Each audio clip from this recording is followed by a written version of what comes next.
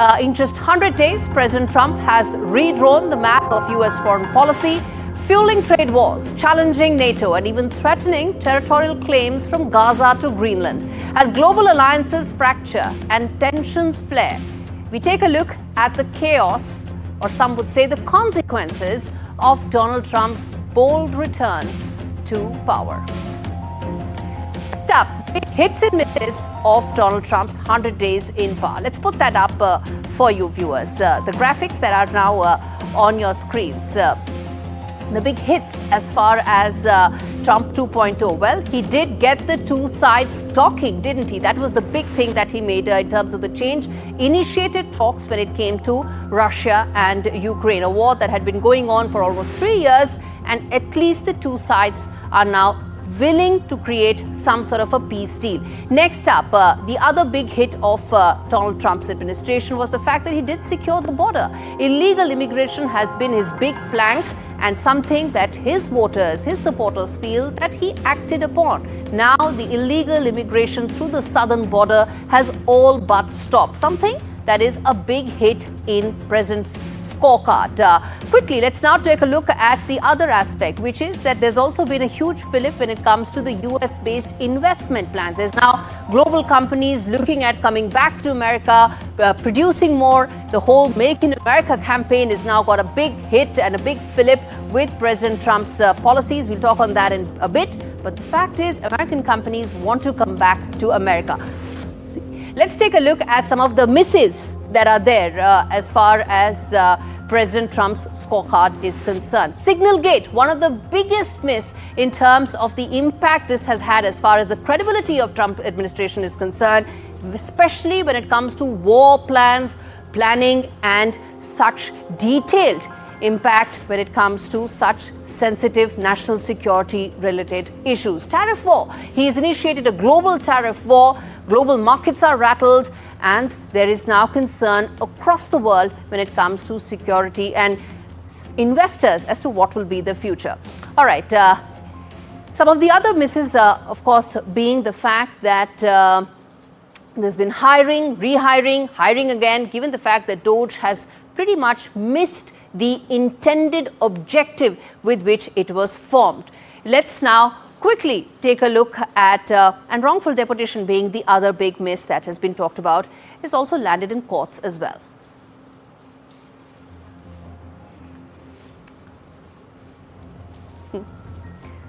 All right, before we move any further, let's quickly now take a look at this report that talks about what all has happened as far as Trump's foreign policy goals, objectives is concerned, and then we come back and decode that did it actually have the intended result or not. US President Donald Trump has stormed back onto the global stage with a chaotic and controversial first 100 days. His leadership thus far has been defined by punishing tariffs, fierce immigration crackdowns, and bold moves that have challenged international norms. And we're going to make America great again. Under his America First agenda, Trump is reshaping US foreign policy in ways in which global partners are growing increasingly wary, unsure of just how far the US president is willing to go. At the center of his agenda is a full-scale trade war. Trump argues the US has been exploited for decades and is now taking action, imposing tariffs that have jolted global markets, dragged down the dollar, and sparked warnings of a possible recession.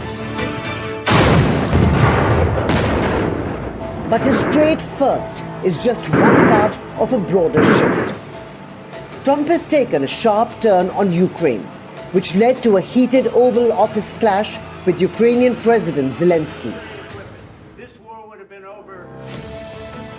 Trump's approach to Russia has raised concerns for Kyiv and Europe regarding loss of territory in exchange for better ties with Putin. The EU is on edge too. Trump's ongoing criticism of NATO, accusing its allies of not pulling their weight, has strained transatlantic relations and cast doubt on America's reliability as a security partner.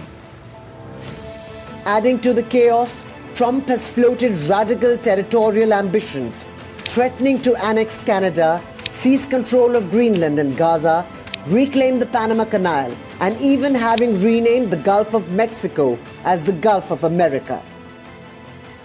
Meanwhile, his decision to dismantle US aid has disrupted humanitarian efforts worldwide. Trump's tumultuous first 100 days in office has witnessed a greater focus on addressing the China challenge. You've been my friend for a long time, and congratulations on having done a great job. Thank you. For India, the Trump administration is continuing the Biden-era focus on New Delhi and its role in Asia and the world. In a shifting global landscape, America First may have hit some of the traditional positions of American foreign policy, except for New Delhi. With Samia Afsar, Bureau Report, NDTV World. And we discussed this in greater detail. What is the big impact of Donald Trump's foreign policy changes, the big changes that he has brought about in American policies that have been there for the last several decades? Ravi Agrawal, Editor-in-Chief of Foreign Policy, joins me live to talk more on that. Ravi, thank you so much for speaking to me on NDTV. And as we speak, there are fresh updates coming in that there could be another round of talks that could take place between the Russians and the Americans. And we're going to come to that in just a bit. But I want to start by asking you, what do you make of the rapid changes that have taken place before we talk further about how many wars did Donald Trump really end? Do you think that the departure from the previous positions is something that you got to give him credit for, that at least he's trying to shake things up? It's had a pretty dramatic impact, Gauri. Over the last 100 days, there have been several surprises, especially when you compare Trump's foreign policies to his first term. The most important of these is that Trump has surprised all of America's allies by taking some of his toughest actions against them rather than against American adversaries. So, for example, on Europe, trying to favor, to some degree, Russia instead of Ukraine, a massive break from U.S. foreign policy, and also from the policies espoused by many of Trump's advisors.